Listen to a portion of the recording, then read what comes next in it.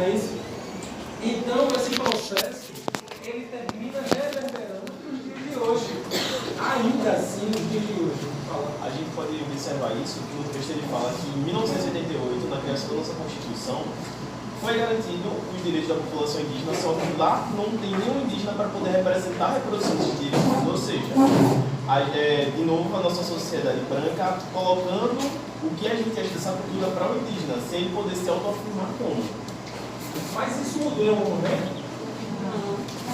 Até 2023 a gente está sendo representado sempre por pessoas que têm poder econômico e se manifesta sobre uma manutenção do status quo. Então o status quo é a manutenção do que já é posto. E a gente tem aqui no Congresso, no Judiciário, no Executivo, uma grande massificação de pessoas que não nos representam enquanto sociedade. E a gente não pensa nisso como uma mudança. A gente retroalimenta essas relações de poder. Porque no caráter simbólico que Bourdieu atribui, nós começamos a entender que aquilo ali é o que é certo, é o que é legítimo e é o que de fato se configura. Exemplo, vou voltar em fulano porque fulano tem experiência. Fulano está há 50 anos lá no poder e fulano nunca fez nada. Mas a gente vota nessa pessoa porque a gente acredita que fulano é que vai fazer aquilo que deve ser feito, porque ele sabe. E aí perdemos a oportunidade de oxigenar o processo de tomadas de decisão e de poder.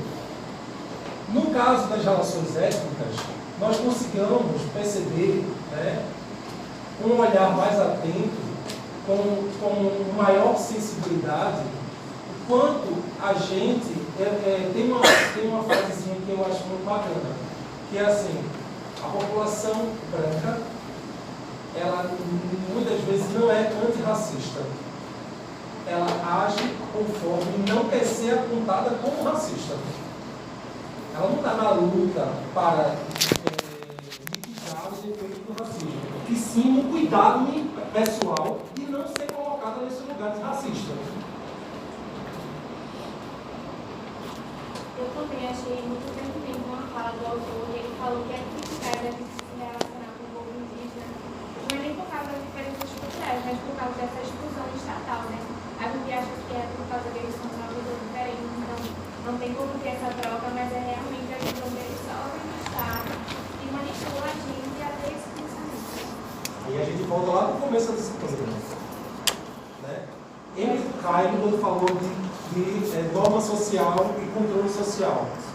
Então existe um aparato que você já está inserido nele, você já chega inserido nesse aparato de estrutura e você nem sequer questiona a veracidade ou a funcionalidade desse aparato. Você só o executa.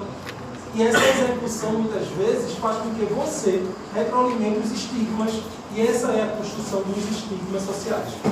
A gente já classifica por aprendizado, desde a infância, vamos falar da população indígena.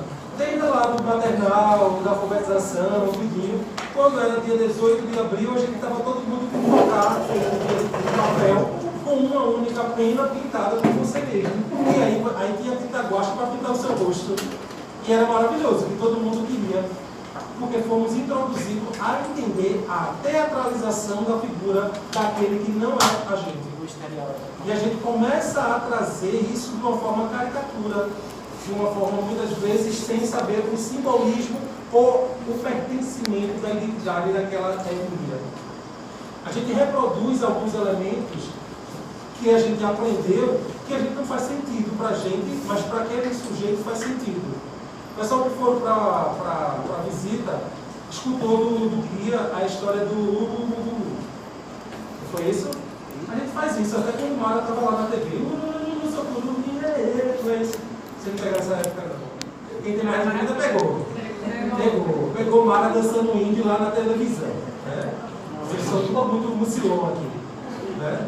Então a galera do mucilão não sabe o que é Mara Maravilha. Só sabe que é Mara Maravilha. Infelizmente sei. Depois de doido agora, depois que ela entrou vocês não sabem o que ela fazia. Desequilibradíssima, confusão a todo momento e tal. Pronto, mas ela antes ela cuidava das crianças. Ela era a figura que tinha uma maior representação fora das louras que tomavam conta. Porque antes tinha Angélica, Xuxa todas loiras. Mara era a única que não era loira, minha gente. Veja que coisa maravilhosa. Uma representação de uma pessoa que não era loira para cuidar das crianças, né? Aí tinha aquela coisa todinha, de todo o cenário da pessoa, da figura da miscigenação brasileira e tal, atribuída àquela figura. E a gente, segundo, né, algumas aldeias, inclusive a que nós participamos, que é dos povos populares, isso significa chamar o outro para a guerra. Em alguns territórios, isso pode gerar, de fato, um conflito físico. Né? Por exemplo, as aldeias do norte, os povos indígenas tradicionais do norte, têm isso como um elemento, muitas vezes, não tão ressignificado. Porque aqui no litoral, a gente termina transitando com os indígenas de forma que eles estão muito mais inseridos na nossa cultura do que nós na dele. No norte, é o contrário. As populações elas terminam se inserindo dentro do contexto das populações indígenas. Então, fazer isso, mesmo que seja em tom de brincadeira, é caracterizar uma ofensa ao outro. E isso faz com que as relações sociais elas se configurem de formas distintas. Se configurem como um aparato de poder, e quando você é chamado, provocado, tu lembra da fase de criança de vocês, que não faz muito tempo, quando dizia assim, tua mãe não sei o quê, minha mãe não, fala minha mãe não, começa o cacete. É a mesma coisa. Na nossa sociedade, é dizer que tua mãe é vadia, fazer não sei o quê, quando mexe com a mãe, qualquer coisa. Não era. Falou com a mãe, a gente já não sei o quê, fala minha mãe não sei o quê. Aí começa o cacete. Para fazer uma comparação, uma corruptela da nossa sociedade. Então ninguém quer ser ofendido, né? Só que isso não é nos passado cotidianamente. Isso não é alimentado no nosso saber da formação básica. Muitas de vocês só estão tendo contato com determinados conteúdos aqui na faculdade. Porque nós temos um déficit de trazer o de fora como altamente mais valorizado. É a estrutura do etnocentrismo. A estrutura do etnocentrismo é dizer que aquela cultura que a gente se baseia é a cultura melhor.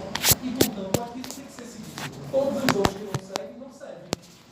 E aí a gente condiciona a população indígena a teatralização, mais uma vez, dizer que elas têm que ficar isolados para que a cultura deles seja mantida.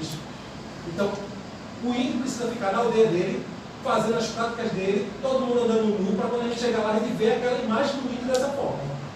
Porque senão não é índio. E aí o índio, o nome índio, também é uma ressignificação para a própria sociedade de comunidades tradicionais. Eles não se afirmam como índio. O termo índio, eles associam o elemento metálico na tabela periódica. Eles se configuram enquanto povos tradicionais. Aí o indígena ainda é aceito. Nós somos indígenas, que é uma etnia. Mas nós não somos índios, segundo a fala dos próprios locais. Eu achei outro ponto interessante sobre isso, que ele fala que a partir depois de um momento essas etnias elas foram excluídas e colocadas como classe social. Você pode repetir com 50% de menor velocidade? Tá, beleza. Eu achei interessante um trecho do texto que ele fala que essas etnias em determinado momento foram excluídas e viraram classes sociais para assim o mito das três etnias ele ser rechaçado e ter uma maior força para o branqueamento da população. Basicamente para tirar essa questão de que existe o racismo porque existem etnias e conseguir deixar ele cada vez mais escondido e tentar deixar mais family-friendly, por assim dizer. Todo mundo é igual, todo mundo está ali e todo mundo é respeitado. E a isso é dado o nome de aculturação. A aculturação é a exclusão de determinados elementos e atributos culturais para o sujeito sobre a nossa órbita. Então a aculturação nada mais é do que o etnocentrismo de uma outra reconfiguração. Continua sendo esses elementos excludentes, esses elementos que hierarquiza a cultura, que classifica o que é bom e o que é ruim, o que é justo e o que não é justo. o que é verdade, o que é mentira.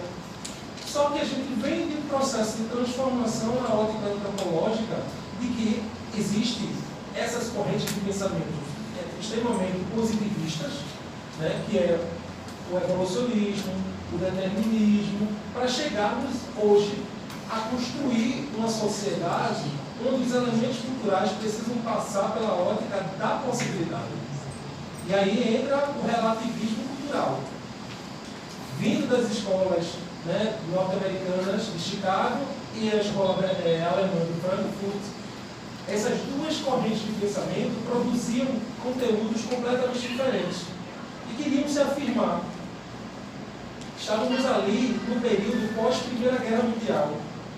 Então existia uma relação conflituosa entre a Europa e a América. Então isso impactava também na própria aceitação das produções. Os intelectuais das ciências sociais começaram a divergir desse pensamento único que era esse combate ideológico que se aprimorava sobre as relações sociais. E aí, tanto a escola de Frankfurt quanto a escola de Chicago produziram questões sobre a base da cultura e, mesmo sendo divergente, estavam se aglutinando, permitindo que esses saberes pudessem ser, né, transmitidos em um território ou em outro. E aí surge a corrente relativista cultural, onde nem tudo é só aquilo. Nem tudo é determinado, é só o que se apresenta, é só o que é visível, é só o que se materializa. Vai existir as questões simbólicas da subjetividade que vai estar sempre por trás do fazer humano. Porque muitas vezes você reproduz alguns aparatos que foram lhe apresentados como hábitos e costumes dentro de uma localidade e dentro de um tempo, mas isso vai sendo reconfigurado ao longo do tempo. Você não toma um café da manhã da mesma forma que você tomava quando tinha 5 anos de idade, por exemplo. É um costume, é um hábito. Às vezes você deixa de tomar café da manhã e só começa a comer do almoço. Às vezes você elabora melhor o seu café da manhã. Às vezes você está na correria, não tem tempo de fazer a elaboração, você vai do que dá e vai comer no que dá. Claro que a dinâmica do capitalismo ela acentua algumas das nossas particularidades e peculiaridades de fazer. Mas isso não significa dizer que existe um engessamento, uma padronização do fazer humano. E isso está condicionado porque você é branco, porque você é preto, porque você é amarelo. Não está condicionado porque você mora em um determinado local. Como as escolas deterministas, elas previam que o fazer humano estava condicionado a isso. Esse processo de aculturação é um processo de exclusão das práticas do que não é retroalimentada pelo que foi ensinado na enculturação. Então, tudo que eu não tenho, está muito ruim a linguagem, está confuso, está tranquilo para todo mundo. Então, tudo que eu não fui ensinado a fazer, então significa dizer que eu não vou legitimar. Lembra de Max Weber, a legitimação e legitimidade? A legitimação quer dizer que tudo que eu faço tem um sentido para mim. Então é legítimo para mim que estou executando, fazer aquilo. A legitimidade é a aceitação daquilo que você faz pelo grupo onde você está inserido. Então, muitas vezes, a nossa ação legítima, ela não é bem aceita pelo grupo. Mas nós estamos tão presos ao processo de acreditar que o que fazemos é o correto, que desconsideramos o que o outro vem apontar enquanto prática das relações sociais. E a gente tem um discurso que é assim, pouco me importa o que o outro está pensando. Socializar é transpor a questão material. É impactar na subjetividade. Porque é a partir da prática do outro que você vai moldando também o seu processo de percepção da realidade. Se eu pego só a minha realidade e coloco como pano de fundo, eu simplesmente passo por um trator em outras pessoas. Não estou preocupado com que isso vai impactar no outro. Foi o que Weber falou sobre a relação do ideal e do real. E que tudo é legítimo, mas existem burocracias, critérios, padrões a serem seguidos na vida social. E isso até hoje. Se a gente analisar direitinho, né? E aí, esse processo faz com que a gente estigmatize determinadas condutas do outro. Se eu não faço, portanto, não presta. Se não presta, eu atribuo sempre um sentido que é, em geral, negativo. Fulano é puta porque se veste desse jeito. Não é uma coisa muito corriqueira, né, que a gente escuta, ainda hoje, atribuir um sentido ao tipo de roupa que a outra sujeito veste ou deixa de vestir. Fulano é louca. Veja como ela se comporta. Aí começa também a atribuir uma relação de negação sobre a persona. Vocês tiveram uma Marcelino, não foi hoje? Não tem. Ah, hoje sou eu e Rafael. É. Ah, a outra também que tem Marcelino. Vocês têm Marcelino personalidade, né? Personalidade? Então, muito do que está sendo colocado aqui, Marcelino já deve ter apontado aí também como elemento, né? Que é a construção dessa personalidade, de como o sujeito, né, vai sendo construído a partir daí desses pilares que muitas vezes a cultura impõe. Né? Quando eu falar cultura impõe, eu falo da vivência de um determinado sujeito em um grupo específico, em um determinado tempo e em um local. Não tem como desassociar essas variáveis. Professor, mas aí é que está na minha mente a questão do conflito. Né? Conflito. Eu vou falar da minha geração. Certo? Então, assim, você chega na nossa geração passada, a gente tem totalmente o contrário de tudo isso. E aí a gente vê também na psicologia que tudo vai sendo criado através da nossa subjetividade, da nossa experiência. Então, quando você não tem essa experiência, é muito difícil para as pessoas que são de outra geração, não estão tendo a oportunidade da vivência, daquilo ali, do aprender, do ficar curioso, do entender tudo que está acontecendo. Eu digo isso pelos meus pais, pela minha sogra, pessoas que são, então assim, eles não conseguem entender. Ou eles decidem ficar alienados. Não, eu estou aqui só, calado, não posso falar nada. Minha sogra me diz, eu não posso dizer mais nada. Eu chego no local, eu não posso, eu acho que eu não posso nem olhar para o lado. De tentar conseguir vivenciar isso, né? Através do netos, às vezes se distanciam, porque é outra geração, é outro pensamento, é outra cultura, é tudo novo, né? Então existe um conflito, e eu sou muito sincera em falar para vocês que existe um sofrimento muito grande dessas pessoas, porque elas acham que estão vivendo em um mundo que não é mais deles. Estão vivendo num local, se sentem estranho no local onde eles estão vivendo, porque tudo, a velocidade de tudo é muito rápido e eles não conseguem entender aquilo ali. Quando há sofrimento, há mudança. Em alguns casos, né?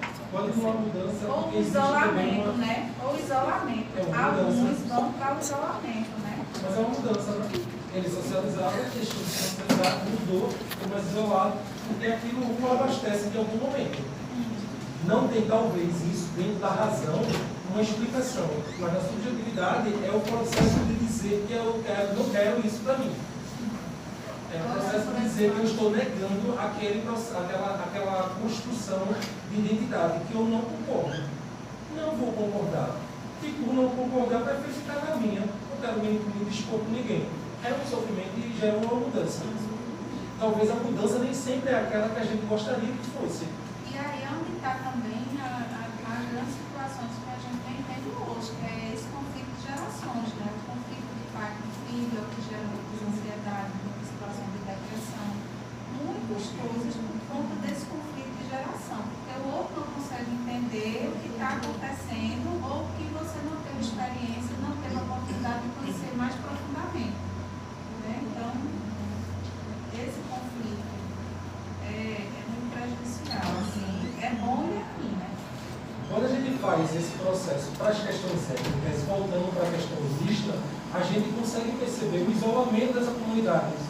Então, é uma forma de defesa, é uma forma de mudança, de ruptura, de não querer se indispor, mas também se colocar nas suas afirmações, sobre as suas percepções, sobre as suas realidades, sobre aquilo que você tem como elemento que valoriza. O que é que você valoriza enquanto sujeito? Então, muitas das coisas que acontecem é incentivada, inclusive por teóricos, dizer é necessário que o índio esteja indígena. É necessário que o indígena esteja assim isolado, porque só assim essa cultura pode ser mantida. É como se não pudesse transitar entre a sociedade civil, porque isso ia tirar as características dele e ia deixar de ser índio. A gente retroalimenta isso na própria estrutura. O índio não é índio, porque ele está vivendo aqui com carro, está vindo estudar, está fazendo não sei o quê. Porque o índio tem aquela caricatura, né, que a gente aprendeu a vida toda, que é oca, pintura de corpo, taro dando nu, arco e flecha, cocar. Todos esses elementos, eles existem, mas não precisa estar 24 horas. Você não fica 24 horas maquiada, por exemplo. É um elemento da nossa contemporaneidade, para se fazer belo dentro de um cenário, você se maqueia para se atingir a um patamar, para construir esse patamar de identidade, de pertencimento com um grupo que você está inserido. 24 horas você está maquiada, meu amor. Chega uma hora que você está ali, aí você diz, estou feia. Você foi introduzida a interpretar que você é feia sem aquele elemento. Inclusive no texto ele fala essa questão do trabalho, né? Ele vir para sair da aldeia e vir para o trabalho, onde lá ele tem trabalho mais braçal e aqui ele vai se deparar com a questão de máquinas. Então, por que ele não pode aprender, né? Qual o problema? Nossos guias, por exemplo, que estava lá, tem 2 faculdades fazendo simultaneamente. E quer fazer mais 2. Então, tem uma identidade étnica cultural que ela é abastecida pelo simbólico e nós retroalimentamos sobre as características daquele ensinamento hegemônico que a população que foi ali inicialmente reportou sobre quem é aquele sujeito e passou a ser uma norma, passou a ser uma regra. E isso a gente faz cotidianamente. No caso, né, eu aprendi história. Porque eles faziam desenhos, filmes, na obra. Então, assim, a gente cresce com essa questão da gente desconstruir isso. É só a gente construir de fato, entender como é que funciona a situação. A gente imagina o índio, né, por exemplo, numa faculdade, na cabeça da gente aprende com criança, é muito complicado. Imagina a população toda. Ele vai vir com cocar, né? Vai vir pintado, vai vir nu, praticamente, né? E a gente vai ter que dizer assim, poxa, tem gente aqui nu nas faculdades.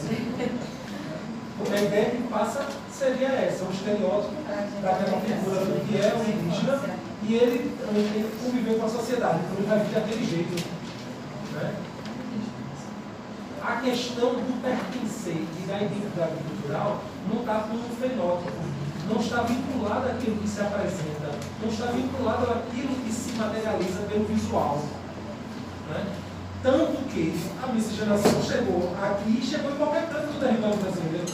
Quando você vai em algumas aldeias, por exemplo, a que a gente visitou, você vai ter em algumas aldeias características completamente diferentes físicas do sujeito.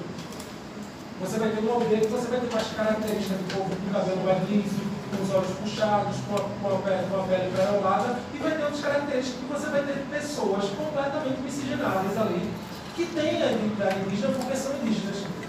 Porque eles não deixaram de ser indígenas porque eles nasceram de configurações físicas diferentes uns dos outros. É a questão do território, é a questão do local, é a questão do pertencimento, é a questão da herança genética e social que faz com que aquele sujeito se afirme enquanto sujeito indígena. Inclusive, no meu grupo da Universidade, a gente fez um trabalho em Rafael, que foi para pegar umas revistas e colocar no presente. Aí a gente ficou com uma cara sobre indígena. A gente ficou com uma cara sobre indígena e estava mostrando justamente que eles pararam de ter essa transversão e começou a vir a ajuda do governo. E eles estavam começando a ter casos de obesidade, diabetes, pressão alta. Porque o governo estava ajudando eles, eles estavam mandando alimentos que não eram da cultura deles. Eles estão tirados da mata, e aí eles estavam tendo muitos desses casos de bebê morrendo de problemas de saúde. A maioria estava ficando obeso, enfim, aí talvez esse isolamento deles também, como você disse, que era para preservar a cultura e para se preservar, porque É o que a gente dizia que eles deviam fazer. A gente não indígena dizia que eles precisavam se isolar para preservar a cultura. Então, que a gente chegando, que eles isolados, eles tinham preservação do que era eles mesmos, não ia ser corrompido com os demais. Isso sempre foi o que assegurava que aquela sociedade pudesse ser mantida intacta, digamos assim. Por quê? Porque anteriormente o contato com essa população era para dizimá-la e não para ser integrada. Então a gente vem com esse relegado de que quando você se junta, você se. Quem com poucos anos para o tombo. Já ouviram isso? Pronto, essa estrutura que a gente vem carregando, dizendo assim, quando se junta aqui, e aí tem um elemento negativo que vai se corromper. Mais uma vez, sobre a ideia da harmonia e sobre a ideia de que a sociedade é um corpo e que se existe uma célula doentia pode contaminar todas as outras. Então a gente vem com essa estrutura positivista, funcionalista, determinista, e dizer que as coisas só podem acontecer neste aparato. Quando a gente se depara com a situação oposta, a gente surta. Porque como? Se a gente não foi ensinado a isso. E aí é um processo de ressignificação e de endocultura constante. Da mesma forma que você aprende na escola, que ela aprende na escola, que o índio tinha um bocado, que não sei o que era assim, eu também. Na minha geração, era assim que era ensinado. E não se falava de etnias indígenas, não. Índio era índio, ponto. Todo mundo era a mesma coisa. Não tinha diferença de Potiguar, Tabajara, Tupi. Não tinha nada de diferença. A gente não sabia que tinha ninguém. Até hoje a gente tem dificuldade para classificar e numerar se a gente não for atrás de buscar. Né? Então vem de um legado, vem de uma identidade étnica cultural, que aí chama-se etnicidade. A etnicidade é a valorização de uma identidade nacional. O capitalismo pede que a gente tenha uma identidade nacional. Exemplo. O Brasil é um país agrícola. Até a década de 30 era esse o legado que a gente levava. Então nós temos um país de agricultores, que abastecíamos o mundo enquanto elemento de produção. Aí você chega nos Estados Unidos, é um país industrial. As pessoas consomem e compram muito. Existe uma identidade de imaginar que aquilo é uma questão única em um território. Porque isso era abastecido. Tá? Era assim que eram propagados. Era assim que eram vendidas essa identidade nacional. E se buscou durante muito tempo uma identidade nacional. E essa busca por essa identidade nacional fez com que Hitler chegasse ao poder. Fez com que Bolsonaro chegasse ao poder agora. É tudo em busca de uma identidade nacional. Tudo em busca desse etnocentrismo. De construir uma só categoria para se afirmar enquanto conjunto de elementos e aí assegurar que todos estão no mesmo patamar. O que não é verdade. Isso pode acabar quebrando também quando a gente vê Hoje em dia. Isso pode acabar quebrando quando a gente vê hoje em dia determinados grupos étnicos bem a gente procurando se aproximar mais da sua cultura. Quando a gente vê mais coisas voltadas para a população negra que tenta se reaproximar da cultura africana, mais coisas voltadas para a população indígena que tenta se reafirmar. Isso talvez já acontecia também no bairro da Liberdade em São Paulo, quando a gente vê algumas festas alemãs lá no sul. Então isso também dá uma quebra nessa questão da identidade cultural ou acaba reafirmando mais a identidade do Brasil, que para a gente seria meio que essa apropriação cultural do mundo inteiro. É o quê? Eu acho que Eu não houve entendi, apropriação Pablo, vamos lá. cultural no Brasil. Acho Você quer que saber foi uma se- discussão cultural. Como é, Mariana? Eu estou dizendo assim, eu acho que não houve, é porque ele falou uma apropriação cultural do Brasil. Não é uma apropriação cultural, e sim uma mistura cultural. Aí isso, no caso, acaba atrapalhando esse processo de identidade nacional ou acaba corroborando em relação aqui no Brasil? Para quem é bom a identidade nacional? Essa identidade nacional tem um sentido capitalista de ser. Por exemplo, quando Getúlio estava no poder, nós tínhamos majoritariamente uma população preta como quantitativamente falando, nós éramos um país preto. Era um país de ex-escravos que estavam aí a boleia, ao relento, muitas vezes sem ter que como era inserido ou cuidado. Para isso, quem financiava as grandes questões de educação, saúde, renda, desenvolvimento econômico, era quem estava na hegemonia econômica. E nesse caso, nesta época, eram os Estados Unidos. Os Estados Unidos, um país racista, não queria financiar o Brasil. Não queria trazer fundos de investimento para o Brasil. Então não chegava dinheiro para a gente, a não ser das comercializações. O que foi que aconteceu? Está todo mundo se fudendo aí na guerra, vem embora para cá que aqui tem terra. Aqui é um país que tem terra tranquilo, pode vir com sua família, nós vamos parcelar o valor da terra, você produz e você vai prosperar aqui. Aí vem italiano, vem alemão, vem todo mundo que é branco. Não vem ninguém da África não, ninguém foi lá em Angola, Queto, ninguém foi no Quênia perguntar porque estava passando fome e veio para cá. Não rolou isso, mas rolou com o pessoal da Europa. Aí a gente começa a ter um processo de branquitude, estimular este processo de branquitude, estimular que esta sociedade ela seja cada vez mais branca. Então é bom você se juntar com o italiano, com o alemão, com todo mundo que está ali, porque isso faz com que você tenha um tom de pele mais claro e é classificado não negro. Por ser classificado não negro, você termina tendo investimentos desses Estados Unidos que estavam fomentando o Banco Mundial. O que mudou disso para hoje? Mudou que nós temos a mesma classificação e a mesma categoria de pertencimento dentro do cenário internacional. Porém, com uma diferença, burlando dados. A gente burla dados. Dados da educação. O dado do INEP é feito não pela educação de ensino privada, majoritariamente pela educação pública. Aluno da educação pública não pode reprovar porque tem uma questão de idade. Então, mesmo que ele não saiba, ele vai passar para a idade para a próxima série. Mas ele não pode ficar retido porque ele tem que chegar com 17 anos, 16 anos e sair. Vai-se embora para a faculdade. Aí chega com uma analfabeto funcional aqui no ensino superior. Não sabe fazer uma interpretação de texto, não sabe fazer uma leitura, não sabe fazer um mergulho. Isso quando a gente fala de uma grande percentual de pessoas. Tá? Estou falando de 1, 2, 3, não. Estou falando de um grande volume de indivíduos que vem com esse processo, através de vários programas de incentivos. Isso quer dizer que é uma verdade absoluta, todo mundo que vem para o ensino superior é uma pessoa analfabeta funcional? Óbvio que não. Mas nós temos um déficit de educação que ele é fomentado para justamente dar dados ao Banco Mundial e se voltar em torno de investimentos. Isso acontece na saúde, isso acontece na geração de emprego e renda, isso acontece em vários setores, porque chamamos disso de IDH, Índice de Desenvolvimento Humano. O IDH é o indicador que faz com que você tenha um ranking mundial de desenvolvimento social. Só que aqui no Brasil, nós temos sempre um jeitinho e esse indicador muitas vezes não é fidedigno. E isso atrapalha investimentos no setor. Porque a gente só quer um investimento que vai chegar para o desenvolvimento.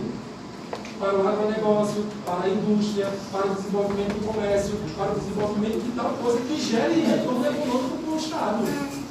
E muitas vezes o setor social ele não tem investimento. E aí a gente tem uma galera com síndrome de Rimbaud que se pode trabalhar e não consegue fazer mais nada, fica ali estática. Tem uma galera com transtorno de TEA aí também, vindo com força. Ah, é genético. Pois é, porque talvez isso fudeu antes, mudou a genética e os seus filhos vieram com isso. Não veio a coisa, surgiu do nada. Existe uma questão de saúde pública a ser colocada em cima da saúde mental, em cima dos cuidados com a saúde mental. E isso tem a ver com você se identificar e pertencer. Quando você se identifica e pertence, você tem uma fluidez nas suas relações. com quem você se relaciona, como você se manifesta, como você se assegura. Quando isso não é alimentado, você é um sujeito que está à revelia do que o outro vai definir por você. Assim, as nossas sociedades de povos tradicionais, tanto indígenas quanto quilombolas, vieram com este mesmo desdobramento. Se a gente tem um país majoritariamente preto e pardo neste momento, somos 54% do total da população que se autoafirma preta e parda, nós temos aí um cuidado para este tipo de elemento sujeito, que é mais da metade da nossa sociedade, que nunca foi cuidado, nunca teve os acessos, que nunca teve uma exceção. Aí podemos falar de merecimento. Porque se você se esforçar, você consegue. Porque nós estamos lendo esses sujeitos com a nossa lei. Privilégios e acessos e uma série de coisas. Ah, não tenho privilégio não, estou aqui tudo. Às vezes eu nem tenho dinheiro de passagem para vir. Tem gente que não tem o que comer hoje. Mas não é só hoje não. Tem 3 dias sem comer. Então nós somos privilegiados, ainda assim, dentro de um cenário. Mas aí tem que saber até que ponto esse privilégio ele pode ser colocado enquanto privilégio. Isso não significa dizer que nós precisamos aí ocultar nossas necessidades. Mas entender que o outro também tem outras necessidades que coabulam com a minha, ou muitas vezes divergem. E aí é onde entra a luta das representações sociais. Você só se representa, você só se aglutina quando você se sente participante daquele processo. Se você não é estimulado a participar, a se pertencer, a se ver, a leitura daquele cenário, você jamais vai afirmar que você é indígena ou que você é preto. Porque se você for estimulado a vida toda a dizer que tipo, seu cabelo é feio, tua pele é feia, preto não existe, e não sei o quê. Minha filha me chamava com 4 anos de idade de branco escuro. Ela não queria chamar de preto, de pardo, de nada disso. Ela dizia que é preto. Não, meu pai não é preto, não. Eu sou preto. Aí é branco escuro e chorava. Isso não veio de casa. Isso veio das relações sociais. Que de alguma forma chegou até ela com 4 anos de idade. Que a gente não tem como lidar com o sujeito de preto. Por mais que queremos. Enquanto pais, enquanto mães, enquanto futuros pais e mães, enquanto pessoas que dialogam com as crianças. Então, a gente não consegue lidar de tudo. E isso se manifesta nas representações sociais das relações sociais. Você não vai entender. Então, estou viajando muito. Quem mais? Fala, Pedro, que estava querendo falar desde cedo. Tá vendo? Tá bom? Tá dando para entender, mas eu fiz isso com falar um sentimento meu, né? Semana passada eu mesmo saí péssimo, porque está sendo uma desconstrução minha de muita coisa, entendeu? Então, assim, às vezes a velocidade é muito rápida, não Na minha fala? você está dando. Não, veja. A desconstrução não é tão fácil pela velocidade do assunto, entendeu? É isso que eu estou querendo trazer. Eu não sei se outras pessoas sentem a mesma coisa, certo? Isso, inclusive, assim, é uma coisa que ainda está muito em mim, né? Eu não consigo colocar externa ainda para algumas pessoas que convivem comigo, né? Porque está sendo um momento meu de colocar no luz e estar enxergando algumas coisas. Como você disse, eu aprendi que quando eu estudava era o índio, né? Então, é uma desconstrução e isso mexe com a gente. Eu não sei se está mexendo com outras pessoas, mas comigo está mexendo, entendeu? Então, as suas aulas e a de Rafael está sendo uma desconstrução de muitas situações, entendeu? Isso é muito bom. É ruim, porque é sofrido. É sofrido. Mas é bom, porque só assim muda. O que é que eu quero dizer com isso? Não se culpe diante disso. Entenda que é um processo mesmo de ressignificação e que nem tudo que fala-se aqui também você precisa adotar para você como uma verdade absoluta. Isso são indicativos, são caminhos. E a gente tem que entender os nossos limites também. E respeite os seus limites. Não necessariamente que sair daqui agora você vai começar a propagar lá fora. Não é isso. Se entenda, se reconheça no processo, né? Assente. Como diria minha avó, tem assento, né? Assente primeiro a poeira para depois, se você conseguir se perceber nesta prática. A gente está mudando o tempo todo. E a educação é uma ferramenta de mudança. Mas ela não é uma ferramenta de mudança da sociedade, é uma ferramenta de mudança do sujeito. E o sujeito é que vai mudar a sociedade, como diria Paulo Freire. Né? Não é uma coisa que é causa e efeito de imediato. É um processo, é uma elaboração, é uma recuperação contínua.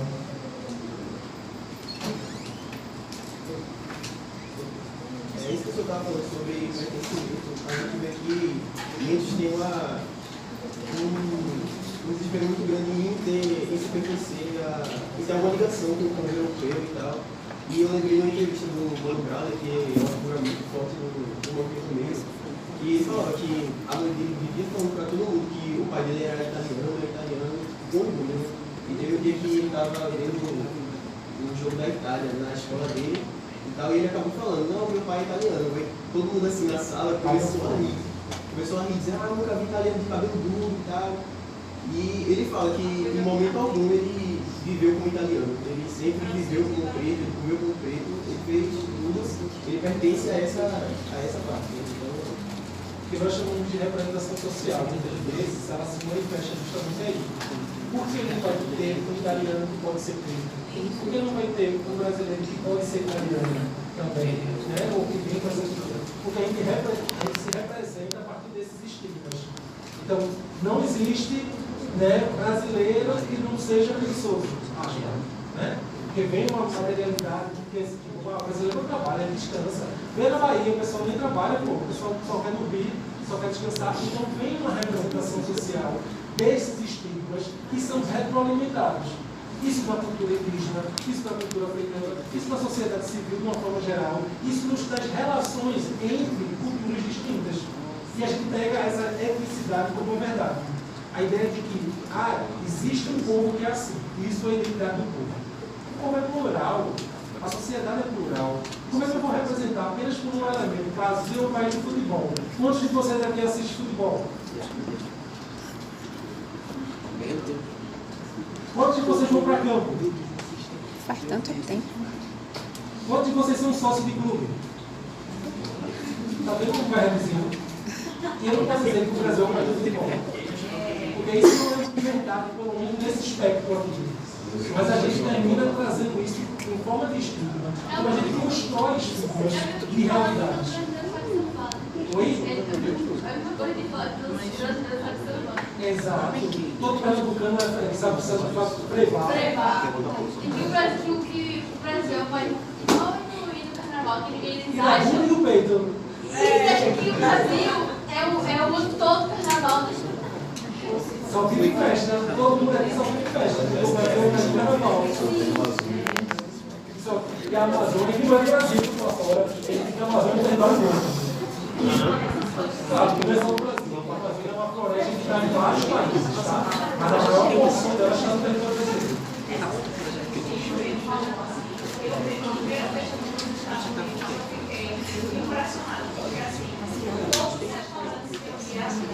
A maioria era dele.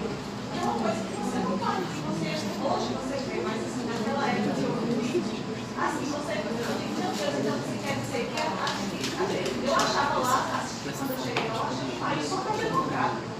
Porque todos os restaurantes que eu ia, todos os lugares, as roupas que eles vestiam em marca, tem marca por dinheiro, né? Então eu digo, meu Deus, como a gente é um país cheio de preconceito? Não tem muito dinheiro, não. Eles têm acesso porque a economia deles permite que eles consigam comprar. Não, mas eles têm carro importado, eles têm. Quando é o carro importado dos Estados Unidos? Não é nem esse que é o carro popular daqui. Tem economia. Aí você falou uma coisa muito importante, pelo menos para mim. Quando eu cheguei em todos os restaurantes, tinha todos novo negro. Aqui não tinha muito. Quando a gente vai para um restaurante aqui, a maior parte da população que está servindo é preta. Não, mas você está servindo. Entendeu? Assim, aí eu achei massa, eu era bem nova na época, eu não tinha diferença, né? Porque você vai no melhor restaurante dos Estados Unidos, tá? A maioria já tem, porque eu ia para os melhores restaurantes. Aí eu disse também. Isso em Miami, né? Miami, né? Em Miami e também em Orlando. assim. É outra história. Vai para Nova York? Não vai rolar isso não. Mãe, eu preciso de uma tá passando mal. Mas assim, perceba, só um minuto, perceba. Até essa configuração, ela leva tempo. Ela leva tempo para ser ativada. Quantas vezes a pessoa teve que ser ativada para não conseguir entrar naquele restaurante, né? Lá na sociedade dele. Então, quantas pessoas antes dele não conseguiram entrar em tal local porque não era permitido que ele entrasse em tal determinado local. Só que a gente não acessa isso. Não acessa porque a gente não tem realmente interesse de acessar a cultura americana. Só quando a gente tem vontade de ir para lá.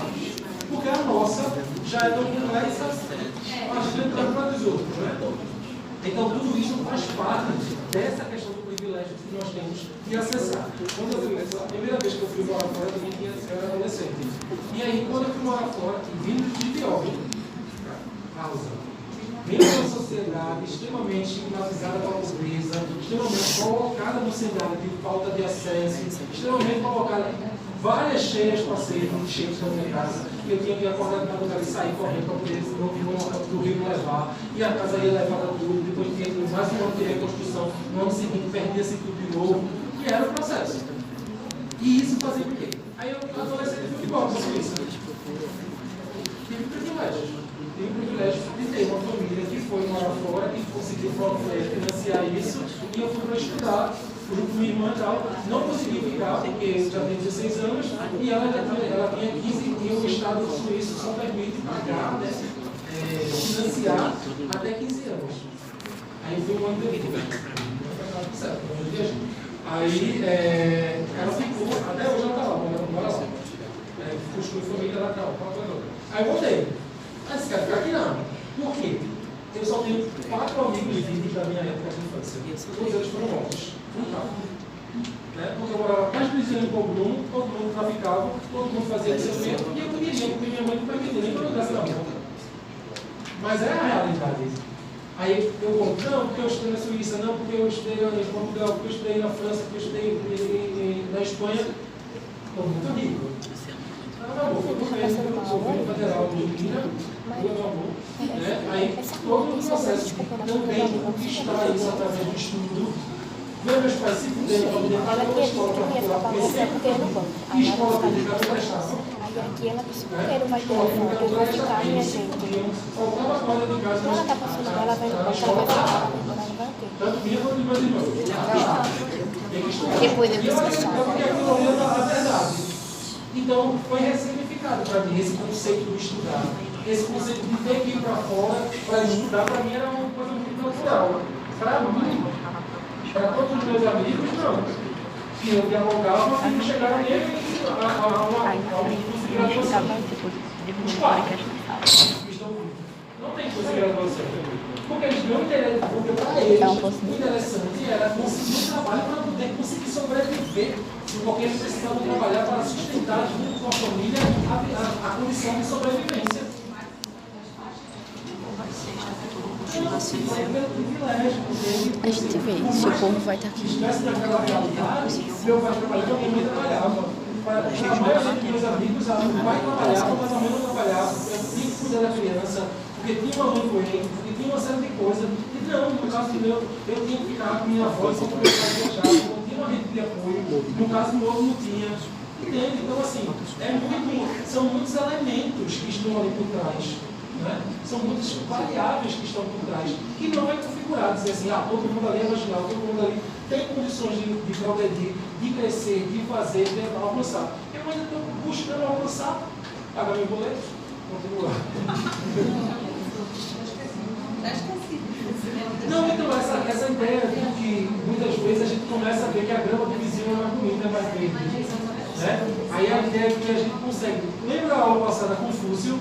Que nós, quando se oferecêssemos aos homens todas as oportunidades de viverem nas culturas, ia ser verificado que existem coisas positivas na cultura do outro, mas mesmo assim, você ainda vai optar pela sua.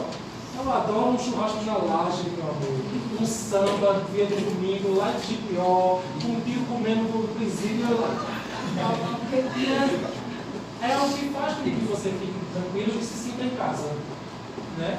Não vai ser no moinho, não vai ser lá no rooftop, que também vou, mas que vai chegar a ser assim, tipo,